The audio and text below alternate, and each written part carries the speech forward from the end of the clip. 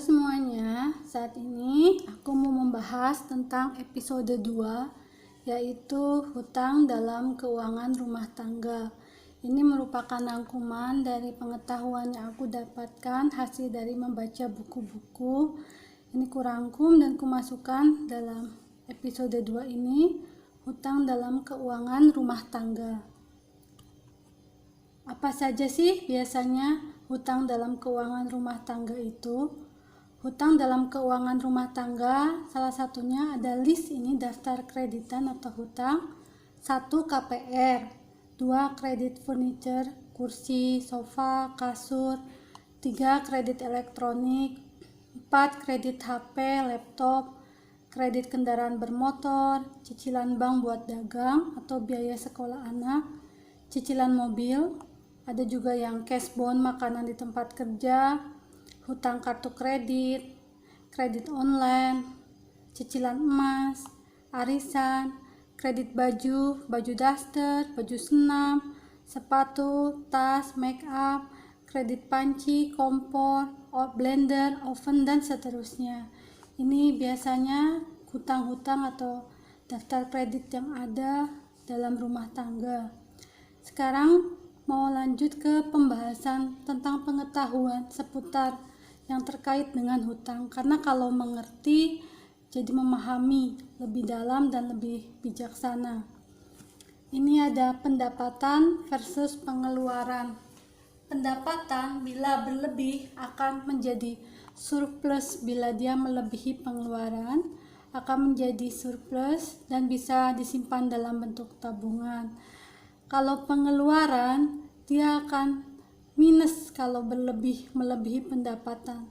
Akhirnya kita akan mengalami yang dinamakan hutang.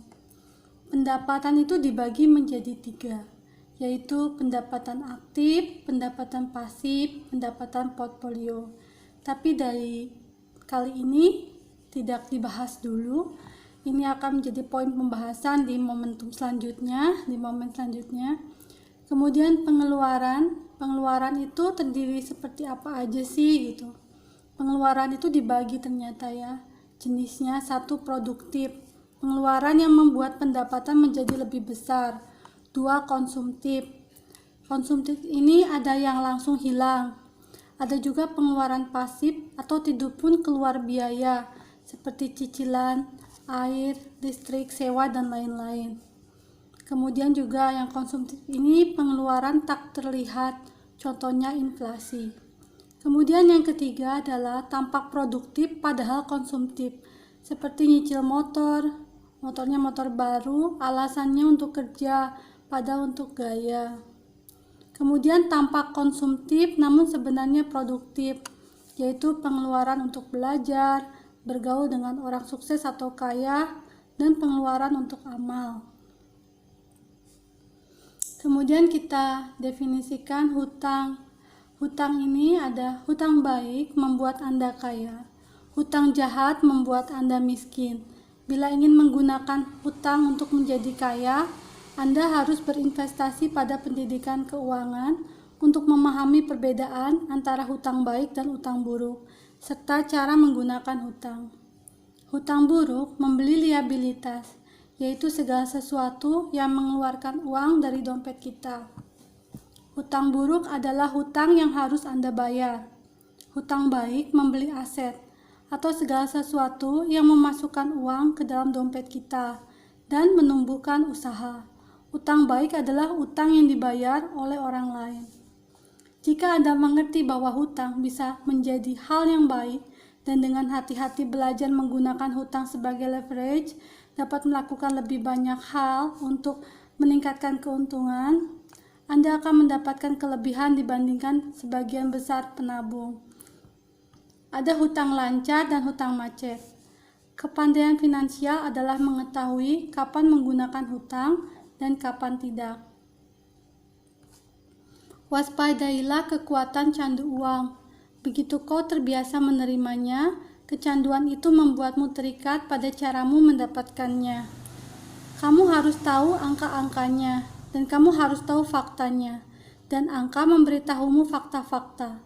Keselamatan finansialmu tergantung pada fakta, bukan opini bertele-tele seorang teman atau penasehat. Cermatlah dalam menghitung, karena secara matematis mungkin banyak orang yang bisa cermat menghitung itu, tapi secara mental tidak semua orang menghitung uang-uang mereka. Sebagian orang tidak sabar atau lepas kendali ketika melihat uang mereka sudah mulai berlimpah. Hal pertama yang terpikirkan justru uang itu akan dibelikan mobil merek apa, pakaian model bagaimana, atau rumah tipe apa, dan seterusnya. Kecerdasan finansial bukan terutama tentang seberapa banyak uang yang kau hasilkan, tapi lebih mengenai berapa banyak uang yang kau simpan, seberapa keras uang itu bekerja untukmu, dan berapa banyak generasi yang bisa kau hidupi dengan uang itu. Dari Robert T. Kiyosaki. Ada yang dinamakan pola hutang, gali lubang, tutup lubang. Kondisi demikian biasanya akan membuat seseorang sangat sulit keluar dari lingkaran jerat uang. Hutang baru hadir untuk menutupi hutang lama, begitu seterusnya, tanpa ada upaya besar untuk menutupi hutang dengan uang miliknya sendiri. Hutang yang digunakan untuk memenuhi hasrat berbelanja atau konsumtif belaka, keinginan atau kesenangan belaka akan membuat seseorang selalu miskin. Sebelum berhutang harus dipahami dan diketahui dengan jelas tujuan berhutang, saat dan waktu berhutang yang tepat, dan resikonya bila terjadi kemacetan dalam pembayaran atau gagal bayar. Selain itu harus cermat memperhitungkan seberapa efektif uang itu dapat bekerja memberikan keuntungan. Hutang dan resiko apapun yang akan ditanggung harus sudah masuk akal sejak hari ia membelinya. Resikonya harus dapat diukur. Jika Anda memutuskan untuk meminjam uang, hitunglah biayanya sejak awal. Jangan mau meminjam yang biayanya tidak bisa dihitung. Hutang pada prinsipnya sama dengan resiko, yaitu sesuatu yang akan merugikan diri Anda kalau tidak dikelola dengan baik. Kemudian ini, adiksi yang ditimbulkan uang akan membuat seseorang kehilangan kontrol saat berurusan dengan uang itu sendiri. Dayton menjelaskan ciri-ciri kecanduan uang dalam 3 hal. Pertama, saat seseorang terlalu fokus dengan bagaimana cara mengumpulkan uang sebanyak-banyaknya. Kedua, terlalu fokus untuk membelanjakannya. Ketiga, di saat bersamaan selalu mencari cara untuk terus-menerus menimbunnya. Kepuasan yang dirasakan bukan hanya tentang uang. Ini soal kekuatan yang datang dari uang itu sendiri. Ini adiksi, jadi akhirnya juga ini ada sendiri, hutangnya banyak nih. Ada kartu kredit, hutang rumah, perabot, hutang bank, hutang motor, dan sebagainya. Berat nih menanggungnya. Pastikanlah setiap resiko yang diambil, setiap sen hutang memiliki imbangannya dalam bentuk laba yang diharapkan. Semakin besar hutang yang diambil, seharusnya semakin besar pula keuntungan. Semakin tinggi resiko, makin tinggi pula laba yang menjadi sasaran. Kita tidak akan mendapat keuntungan apapun dari sebuah resiko tanpa mempersiapkan diri akan segala kemungkinan buruk. Yang ini satu hutang bisa digunakan untuk memperkaya diri, untuk menghasilkan keuntungan besar. Yang ini malah membuat penderitaan, jadi harus bekerja untuk melunasi hutang-hutangnya.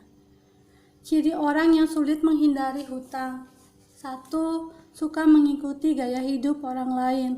Berhutang untuk membeli sesuatu agar terlihat lebih baik dari orang lain, tanpa sadar tingkat kemampuan diri sendiri. 2. Merasa harus memiliki semuanya sekarang. Sering membelanjakan sesuatu lebih dari penghasilan, hingga besar kemungkinan menggunakan kartu kredit untuk menutupi kekurangan tersebut. 3. Menjadikan hutang sebagai gaya hidup. Lebih sering menggunakan kartu kredit untuk membeli barang-barang yang tidak dibutuhkan. 4. Tidak memiliki tabungan sama sekali. Setidaknya, milikilah tabungan yang dapat memenuhi biaya hidup dasar selama 3-6 bulan. Dan yang kelima, tidak memiliki anggaran. Tanpa adanya rencana pengeluaran yang jelas, maka akan sangat mudah mengeluarkan uang untuk hal yang tidak diperlukan. Bebaskan diri Anda dari belenggu ikatan hutang. Jangan memilih gaya hidup yang sebetulnya belum patut kita terapkan. Jadi ini katanya terlepas karena gaya hidupnya sesuai dengan keadaan. Lihatlah surat tagihan kartu kredit, tagihan bulanan bank, atau kalau ada pinjaman koperasi. Apakah kita berhutang untuk sesuatu yang tidak memberi keuntungan? Apakah kita berhutang untuk sesuatu yang sebenarnya tidak kita butuhkan? Bukan apa yang Anda tahu tentang hutang, melainkan apa yang tidak Anda tahu tentang hutanglah yang akan menghancurkan Anda. Ini jadi terjerat ya, terbelenggu. Ini juga. Berpikir dan bertindak terukur sebelum memutuskan berhutang. Mengukur secara cermat resiko yang berpeluang muncul. Manajemen resiko tersebut mencakup perhitungan untung dan rugi. Jika terbaca hasilnya merugikan, sebaiknya langsung jauhi sejak awal. Jika menguntungkan, kalkulasi ulang seberapa besar keuntungan yang pasti didapat. Jangan mengukurnya dengan kemungkinan termanis, ukurlah dengan kemungkinan terjelek. Orang awam bilang, jelek-jeleknya bisa dapat untung berapa. Kalau pakai perhitungan terburuk kita hanya dapat keuntungan relatif sedikit, maka pikir-pikirlah lagi. Ini ya, seperti ini penggunaan bisa. Jadi hutang bisa jadi menguntungkan jika kita tahu caranya. Jikalau tidak, hutang itu akan menggigit kita. Ini seperti ular yang menggigit, menyebarkan racunnya, atau lama-lama bisa membelit. Kalau tidak digigit, nih dibelit, jadi mati lemas, kehabisan napas tuh. Jenis-jenis hutang seperti aneka ragam jenis ular berbisa di hutan belantara. Jika mengambil hutang tanpa memperhitungkan dengan jelas fungsinya, saatnya, dan jumlahnya, maka seperti menangkap salah satu ular tanpa tahu penetralnya, resikonya, dan kekuatannya. Kejelasan dan ketepatan adalah kekuatan, maka pilihlah dengan mengenalinya terlebih dahulu. Jika Anda berhutang 100 juta, Anda yang pusing. Tapi bila Anda berhutang 100 miliar dan Anda sulit membayar atau gagal bayar, bank yang akan pusing. Paul Getty. Bila tidak punya uang, pinjamlah. Tapi pinjamlah sesuai dengan yang Anda butuhkan dan usahakanlah membayarnya lebih cepat. Aristoteles. Berhutanglah hanya untuk hal-hal produktif. Pilihan-pilihan yang Anda hadapi akan menentukan apakah Anda kelak akan menjadi miliarder atau pemilik barang rongsokan. Sekian informasi yang bisa saya bagikan dan terima kasih untuk waktunya.